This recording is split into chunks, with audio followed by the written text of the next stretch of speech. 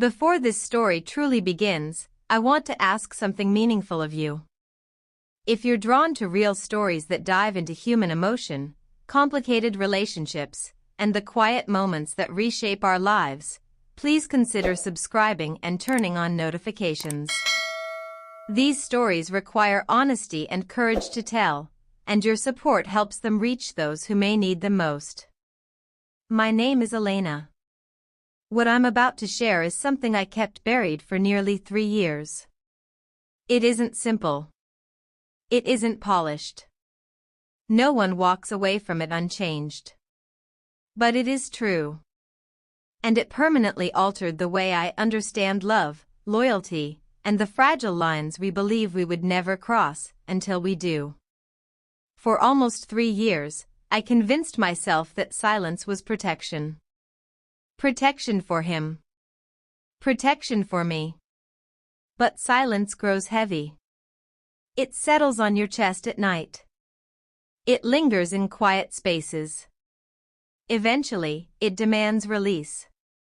I'm telling this now because ordinary people can find themselves in extraordinary situations they never imagined, never intended, and never believed they could survive. To understand how everything unraveled, you have to know where it began. The house sat on 12 acres of rolling land in upstate New York. It was an old farmhouse we had carefully transformed: original wooden beams, thick stone walls, vaulted ceilings, wide west-facing windows, and a porch that caught sunsets in streaks of amber and violet. From nearly every window, you could see the woods. When Marcus and I bought it 5 years earlier, we were full of hope. Full of plans. Certain we were building something lasting. I thought that house was our refuge. I was wrong. Marcus and I had been together 8 years. We met at a professional conference, nothing cinematic.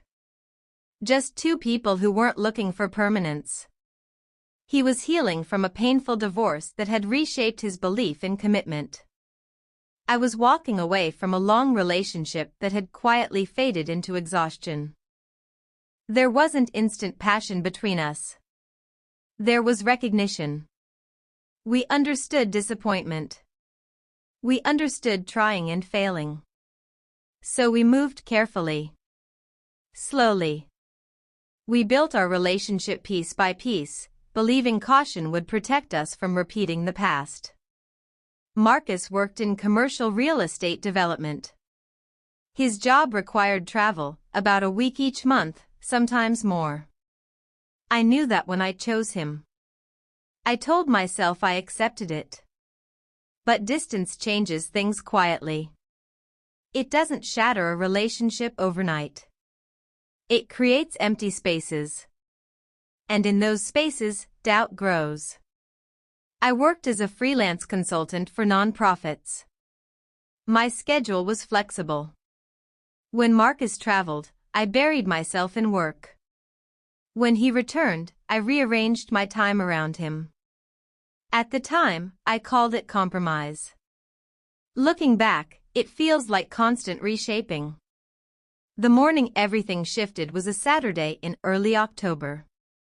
Autumn had just begun, cool air, golden leaves, sunlight that felt softer somehow. Marcus left at 6 in the morning for a development meeting up north.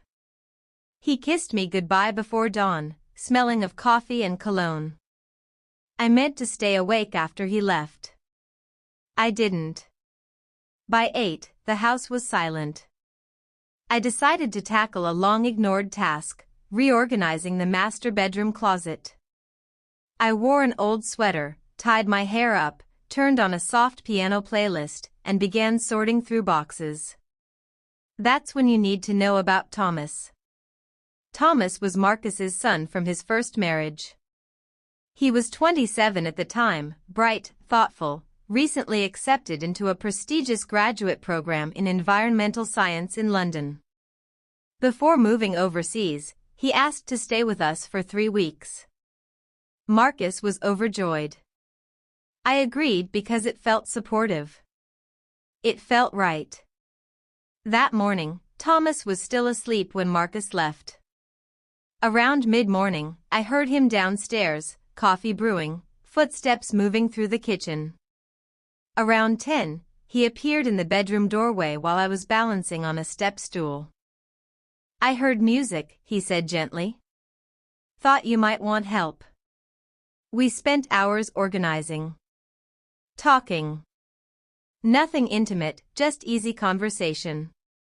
He spoke about London, about excitement and fear intertwined. I listened. It felt harmless. Until it wasn't. Around 1 in the afternoon, I reached for a heavy box on the highest shelf. My footing slipped. That sudden, weightless drop. But I didn't hit the ground. Thomas caught me. His arms wrapped around my waist. My back pressed against his chest. For a second, time froze. I could hear my heartbeat. Feel his breath against my neck. "You scared me," he murmured. I turned in his arms. Our faces were inches apart. Sunlight caught in his hazel eyes. I saw surprise there. And something else. Something I felt too. Recognition. An awareness that arrived without warning and without permission. I should have stepped away. Every principle I believed in demanded it. I didn't.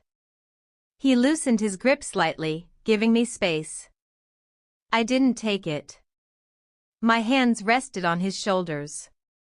He said my name softly, uncertain. I closed the distance. The first kiss was hesitant.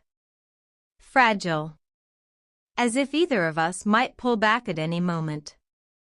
Neither of us did. It escalated quickly, not reckless, not aggressive, but charged with something we didn't know how to contain. The world beyond that room disappeared. The house. The woods. My marriage.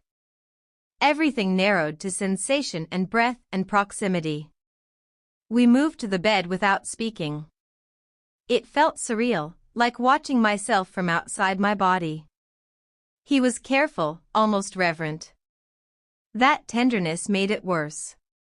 It made it feel meaningful instead of accidental. When it ended, reality crept back in. The music still played softly. Afternoon light filtered through the curtains. My pulse slowed. And guilt flooded in. What did we just do? I whispered. We made a mistake, he said quietly. But neither of us fully believed it was only that. I dressed quickly. My hands shook. My skin felt foreign. We avoided each other for the rest of the day. I showered as if water could erase memory. I cooked dinner neither of us touched. That evening, Marcus called. I lied. I told him Thomas had helped me organize. I told him it had been a productive day. He said he was glad his son felt comfortable with me. Each word felt like weight. Sleep didn't come that night. The days that followed were unbearable. Thomas was still supposed to stay 3 weeks. We avoided being alone. Avoided eye contact. Avoided silence, because silence made everything surface. Marcus called daily. He sounded happy. Proud. I became skilled at sounding normal. A week later, Marcus suggested Thomas and I go out to dinner together. I couldn't refuse without explanation. At first, the meal was stiff and formal. Then conversation flowed again, about his research, his future, his dreams. As I listened, admiration replaced intensity. He was brilliant. Driven. I wish I could stop thinking about you, he said quietly across the table. There was no good answer. We agreed to endure the remaining days carefully. No more lines crossed. When Marcus came home briefly the following weekend, the guilt was suffocating. His affection felt like accusation. His trust felt undeserved. I nearly confessed. I didn't. 2 days before Thomas's departure, I found him sitting in the backyard watching the trees sway in late afternoon light. "We have to talk," I said. This time we didn't pretend. What we felt had been real. But real didn't mean right. And desire didn't justify betrayal. We chose not to continue. Not to confess. Just to accept what had happened and let it end. The final morning was quiet. At the airport, Thomas hugged Marcus tightly. When he hugged me, it was brief and restrained, but heavy with everything unspoken. "I'll never forget you," he said softly. "I won't forget you either," I replied. And then he walked away. 3 years have passed. Marcus still doesn't know. Thomas built a life overseas. And I live with the memory of a moment that changed how I see myself forever. Love is not always simple. Loyalty is not always as unbreakable as we believe. And sometimes the most dangerous lines are the ones we're certain we would never cross.